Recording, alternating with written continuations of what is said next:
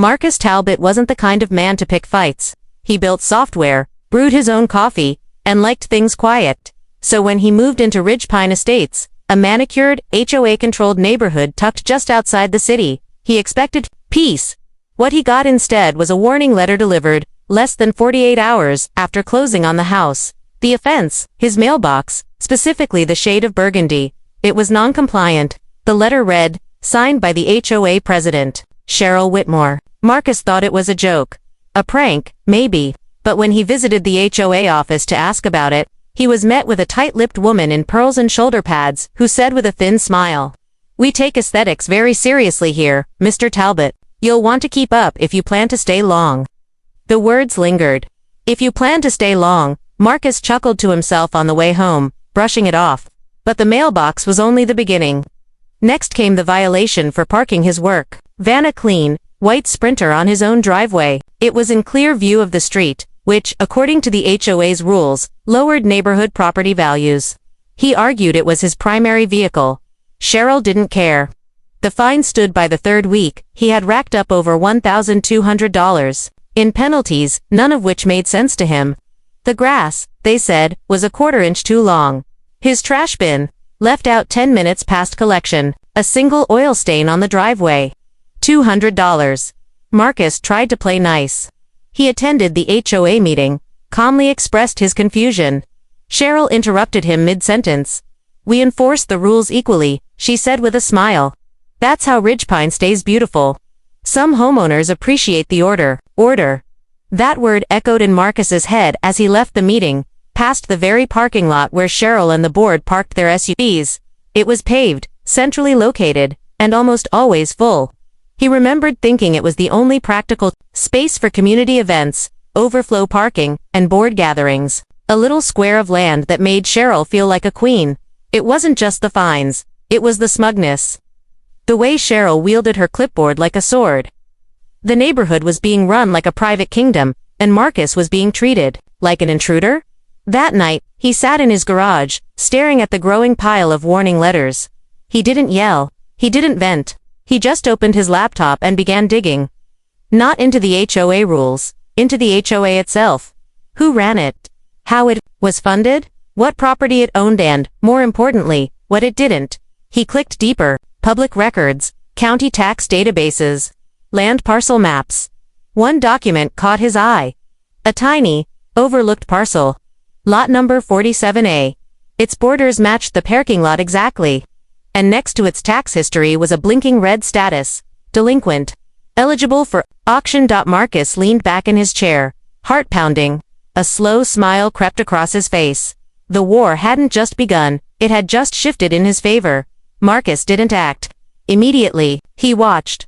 For the next few weeks, he kept his head down, played the game, trimmed the lawn with scissors if that's what it took to avoid another fine. But his eyes never left that parking lot. Every morning, Cheryl parked her Mercedes there, along with the rest of her board of mini-tenants. Residents used it freely, to birthday parties, garage sales, and Sunday farmers markets. It was the HOA's heartbeat. And yet, legally, it didn't belong to them. Marcus kept tabs on the county's tax auction schedule. Lot 47A was slated to be sold in 45 days. No one seemed to notice, least of all the people who used it daily. And why would they? As far as anyone in Ridgepine knew, the HOA owned everything. The mistake had happened years ago in administrative oversight when the original developer dissolved. The parking lot had been left in limbo, taxes unpaid, unnoticed. And now, it was up for grabs. Marcus just had to wait. But Cheryl wasn't finished with him. It happened on a Thursday morning. He stepped out of his house to find his work van missing. At first, he thought it had been stolen. A neighbor confirmed the worst, it had been towed. The HOA cited him again. Commercial vehicle, prohibited, third violation. He called Cheryl. "I've paid every fine," he said through clenched teeth. "I've done everything you asked." Cheryl was almost giddy. "Then consider this a final warning. Maybe Ridgepine just isn't the right fit for you." Marcus didn't respond. He just hung up. That night, he retrieved his van from impound for $300 and drove past the parking lot. A family was setting up folding chairs for a community movie night. The projector propped up against a board member's SUV. Children ran between cars. The board was sipping wine and laughing near the curb. He parked nearby and just watched. He didn't feel angry. He felt surgical. 2 days later, he drove down to the county courthouse. The auction was still weeks away, but he wanted the paperwork ready. He paid for a background title check, filed his intent to bid, and locked in his attorney just in case the HOA tried to contest the sale afterward. The clerk behind the counter glanced at the lot number and raised an eyebrow. "That's a weird one," she said. "It's smack in the middle of that ridgepine development." "I know," Marcus replied. She gave him a curious look. "What are you planning to do with it?" Marcus didn't blink. "I'm going to own it." Later that evening, another violation notice arrived on his door. His trash can was allegedly visible from the street for too long. $75. He crumpled it, tossed it in the fire pit, and smiled. Let them stack fines like bricks. Let them strut and smirk. In 32 days, the ground beneath their kingdom would belong to him, and they wouldn't even see it coming. Marcus started driving different routes home, each time passing through the parking lot as if it were a tourist attraction. Every visit revealed something new: a community bulletin board, nailed to a light pole, a rusted garden shed the HOA had repurposed as storage, even a plaque with the words "dedicated to the Ridgepine residents -2008. He smirked. It was all theater. They'd claimed this place as theirs, built their little empire on land they didn't legally own. And the clock was ticking. Auction day was now less than a month away. Marcus had memorized the process.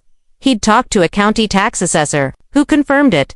After the auction, the new deed would be delivered by certified mail. All he needed was one uncontested bid. Since the lot was unclaimed and unpaid for years, it wasn't expected to draw attention, just a formality to clear up the books. But Marcus didn't leave things to chance. He printed out aerial maps of the neighborhood and traced the lot's exact boundaries. It was even larger than it looked. Technically, it stretched 5 feet beyond the paved surface on every side. That meant the hedges, flower beds, and decorative solar lamps the HOA had installed over the years were technically planted on someone else's future land. His land. Marcus considered telling someone, maybe dropping an anonymous tip to the board, just to watch the panic. But he knew the power of silence. No countermeasure could be mounted against an enemy you didn't know existed, so he stayed quiet. Smiled at his neighbors. Waved politely. When Cheryl passed by in her Mercedes, sunglasses perched on her nose like royalty, they had no idea, until one day, a crack appeared. During a Saturday afternoon HOA meeting held in the lot, Marcus noticed a man he didn't recognize pacing near the cars with a clipboard and camera. He wasn't dressed like a resident. He wore steel-toe boots and a county badge clipped to his belt. Marcus knew instantly. Someone at the courthouse had finally done their due diligence. The man walked the perimeter, jotting notes. He even took a photo of the garden shed. Marcus tensed. If the HOA caught wind that the land was up for auction, they could swoop in at the last second and outbid him, so he moved faster. That night, Marcus called in a favor from an old friend who specialized in silent real estate transactions. They drafted the legal documents in advance, transferring the deed directly into an LLC. Marcus controlled neutral name, no trail. He even prepaid the estimated taxes for the next 5 years. By the end of the week, everything was ready. He circled the date in his planner, August 14th, 10 a.m. County Hall, room 204. It wasn't just about revenge anymore. It was about flipping the script. The HOA had fined him for made-up rules, disrespected him at every turn, and treated him like a trespasser on his own land. Now, he was about to own the only patch of real estate that gave them authority, their most visible symbol of control. He pictured Cheryl pulling into the lot one morning and finding a sign where her parking spot used to be. Private property, no HOA access. And it would be signed by him. The sun rose, sluggish and heavy, on August 14th. As if the morning itself understood the weight of the day. Marcus pulled on a plain gray hoodie, worn jeans, and an old ball cap. No logos, nothing identifiable. He looked more like a tired contractor than a man preparing for the sweetest act of revenge, the Ridgepine HOA would never see coming. He arrived 20 minutes early to County Hall.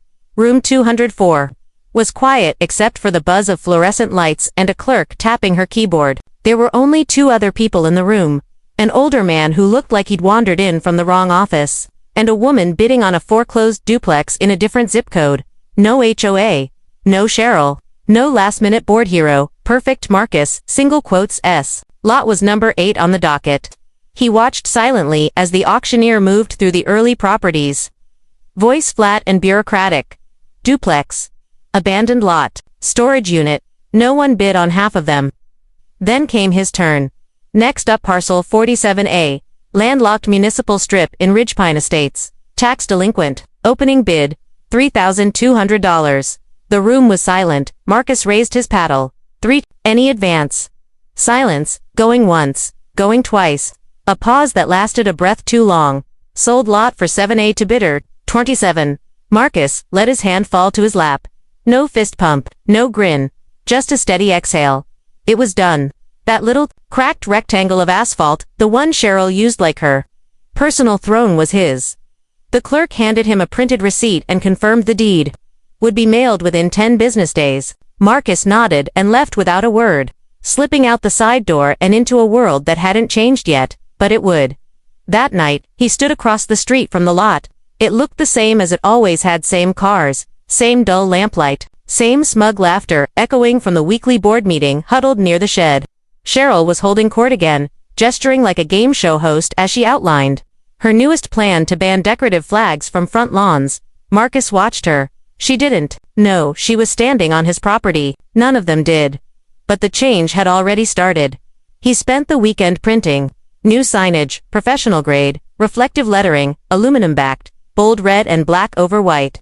Private property, no HOA access, and authorized vehicles will be towed at owner's expense. Then he called the fence company. By Wednesday, a crew of contractors in orange vests arrived and started drilling holes along the edge of the lot. Posts went in. Concrete was poured. By the end of the day, a black iron fence stood around 3 sides, with a wide steel gate facing the road. Residents slowed down as they drove past, confused. Cheryl came stomping across the lawn to confront the workers, but they shrugged and pointed to the posted permit. Marcus had filed everything legally. There was nothing she could do but watch. The following morning, a notice was nailed to the HOA office door, effective immediately. Lot 47A is under new ownership. Please remove all stored items within 48 hours. No signature, no contact info, just the truth. Marcus didn't need credit. He just needed them to feel it, and the best part, they still hadn't figured out who had done it. By Thursday morning, Ridgepine Estates was a beehive of gossip, confusion, and barely contained fury. The gate around the parking lot was now padlocked. The private property, no HOA access signs gleamed in the morning sun, and Cheryl Whitmore, queen of Ridgepine, was melting down. She marched across the street in a bathrobe and slippers, her phone pressed to one ear, barking into the void. I don't care what the county says, this is our lot. I need answers, now. Find me the title. Find me the deed. Find me something. Behind her, board members stood frozen beside their parked cars, realizing too late that their precious community hub was no longer theirs. One of them tried to lift the gate, only to find the chain wrapped twice and bolted like a fortress. Another peered through the fence, like a zoo visitor staring into a strange new world, and through it all, Marcus stood across the street behind his curtain, sipping coffee. He didn't need to be on the battlefield. Not yet. The enemy was turning on itself by noon. The Ridgepine community message board was in full meltdown mode. Did the city take our lot? Why are there tow warnings on HOA property? Can someone explain why Cheryl is screaming in the middle of the street? Is this legal? The HOA issued a panicked bulletin claiming a clerical mistake was being addressed and that all amenities would be restored shortly. But within hours, another notice went out, this one from Marcus's attorney. To the Ridgepine Homeowners Association. Unauthorized use of parcel for 7/8. This property is now under private ownership. All HOA activities on this parcel must cease immediately. Trespassing will result in legal action. You may submit requests for rental access in writing to the owners LLC. Terms will be reviewed at the owner's discretion. It was short, brutal, and devastating. That night, Cheryl called an emergency HOA meeting, ironically, with nowhere to hold it. They gathered instead in her driveway, folding chairs circling like a panicked last stand. Marcus strolled by on his evening walk, earbuds in, offering a polite nod as if he had no idea what the commotion was about. He caught bits and pieces of their conversation as he passed. Can't believe this happened without anyone noticing. The county's refusing to reverse it. How did he find out before we did? She knew, maybe not the whole story, not yet, but she Knew Marcus was behind it. That night, he received his first direct message from her. Cheryl Whitmore. Marcus, I think we've had a misunderstanding. Let's talk. He didn't reply. Instead, he posted a photo in the community group.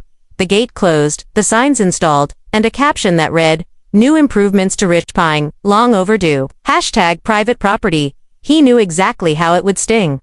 The parking lot was more than just asphalt. It was power, control, appearances, and now it was locked up and guarded by the very man the HOA had tried to grind into the dirt. With fines and citations, they'd built their little empire on someone else's land. Now they were just trespassers, and Marcus wasn't done yet. The silence didn't last long. By Monday, Cheryl was back in motion. Only, this time, it wasn't whispers and HOA bulletins. It was an outright campaign. She stormed from porch to porch, clipboard in hand, rallying board members and concerned residents. Flyers appeared in mailboxes claiming illegal land grab and community space stolen, complete with cherry-picked legal language and warnings of neighborhood collapse. Marcus received an envelope marked urgent on his doorstep. Inside was a cease and desist letter, hastily written on HOA letterhead. "You are in violation of Ridge Pine Community Zoning Covenants. Return access to Lot 47A or face further legal action." He laughed. Then he sent it straight to his attorney, who returned fire the same day with a brutal, point-by-point takedown of every empty claim. Zoning. The lot wasn't governed by the HOA's charter, covenants. They only applied to homeowner parcels, not commercial property. Legal action. Bring it. Marcus had the title, the filings, the permits, all of it airtight. Still, Cheryl didn't stop. She called the county twice. Then the city zoning office, then code enforcement. They all told her the same thing. The transfer was legal, final and irrevocable. So she did what people like her always did. When power slipped through their fingers, she doubled down. Marcus woke up the next morning to find his mailbox vandalized, smashed at the base, splintered like firewood. A petty warning. That same afternoon, his driveway was blocked by 2 cars bearing Ridge Pine parking stickers, both left with their hazard lights blinking. He didn't react. Not directly. He just called his towing contractor. The trucks arrived within the hour and hauled the cars off without ceremony. One of them belonged to Cheryl's vice president, the other a newly elected board member who had campaigned on unity. Both were charged the standard $450 recovery fee, cash only. That night, Cheryl called. He didn't pick up. Then she texted, "You've made your point. Let's be reasonable. Let's negotiate. You don't want to look like a bully, do you?" Marcus stared at the message. For a moment, he almost replied. Instead, he printed it and forwarded it to his attorney. Then he went outside, unscrewed his broken mailbox, and replaced it with a heavy-duty steel model bolted into a concrete anchor. He added a security camera, 2 just for good measure. The next day, he took things a step further. He filed a formal complaint with the city inspector's office, reporting the HOA's shed still sitting squarely on his property for code violations. It had no electrical permit, no anchoring, and violated the property line by a full 2 feet. The inspector came out by Thursday. By Friday, the HOA received a $1,200 citation and a notice of forced removal. That was the breaking point. At the following HOA meeting, relocated to Cheryl's cramped living room residence showed up not to support her but to question everything. Why hadn't she known about the lot's tax status? Why hadn't the board paid the property taxes? How could she let a non-board member legally outmaneuver them? Voices rose, accusations flew. One man shouted that he was done paying for mistakes. Another demanded financial transparency. For the first time, Cheryl didn't have answers. She resigned the next day. Marcus didn't gloat. He didn't need to. He simply strolled past the now empty parking lot, admired the clean lines of his new fence, and smiled to himself. The queen had fallen. But he wasn't finished rebuilding the kingdom. The next HOA election was the most attended in Ridge Pine history. Cheryl's sudden resignation had left a power vacuum, and the board's remaining members, flustered and embarrassed, didn't even bother to run again. Marcus hadn't intended to throw his name into the ring, but after a group of neighbors practically begged him to run, he submitted the paperwork. And when the votes were counted, Marcus Talbot was elected HOA president by a landslide. He didn't gloat, he didn't deliver speeches or throw his weight around. He just walked up to the podium at his first meeting, now held in the Ridge Pine Community Center instead of a driveway, set down a slim folder of papers, and began with 3 words: "No more nonsense." The crowd clapped before he even opened the folder. In his first week as president, Marcus did something Cheryl had never done. He opened the books. Literally. He had the HOA's finances audited by a third party. The results were humiliating years of petty spending, questionable vendor payments, and over $9,000 wasted on decorations and refreshments for board-exclusive events. Residents who had once feared late notices and HOA letters now watched as Marcus shredded half the unnecessary regulations. Out went the fines for mailbox colors, decorative planters, and unauthorized lawn ornaments. Out went the arbitrary citations and silent towing calls. He implemented a 3-strike warning system, mandatory appeal processes, and actually listened when residents spoke.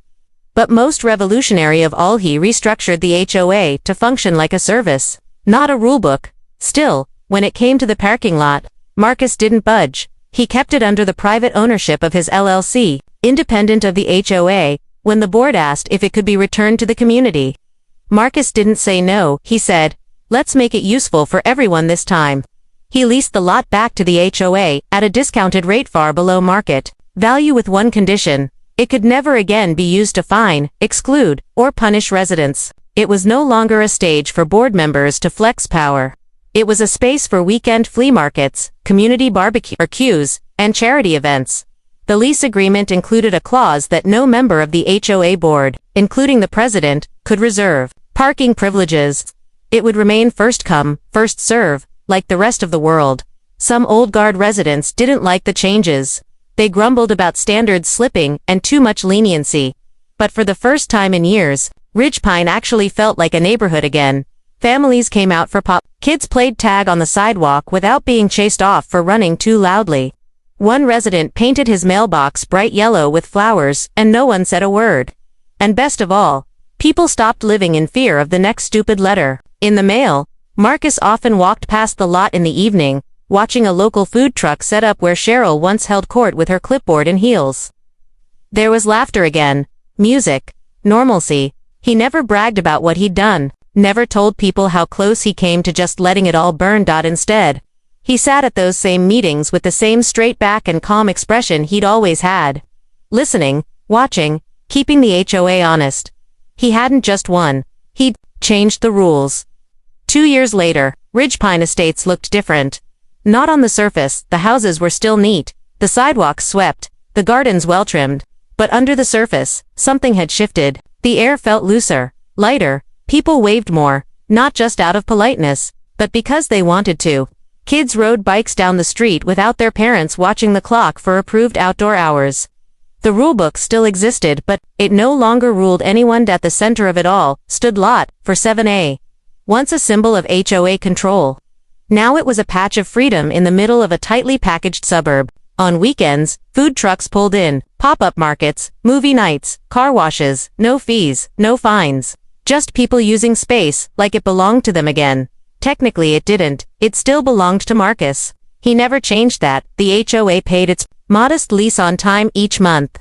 And Marcus quietly donated that income to a local shelter under the Ridgepine Community Fund, never announcing it. He didn't need applause. The real victory was watching a system that once punished him now served the people it was supposed to protect. But not everything was peaceful. One afternoon in early spring, Marcus returned home to find a certified envelope in his mailbox. The seal was familiar, Ridgepine Law Group. He hadn't seen that name since the day Cheryl tried to drag him to court. Inside was a letter. But it wasn't a threat, it was a purchase offer for the lot.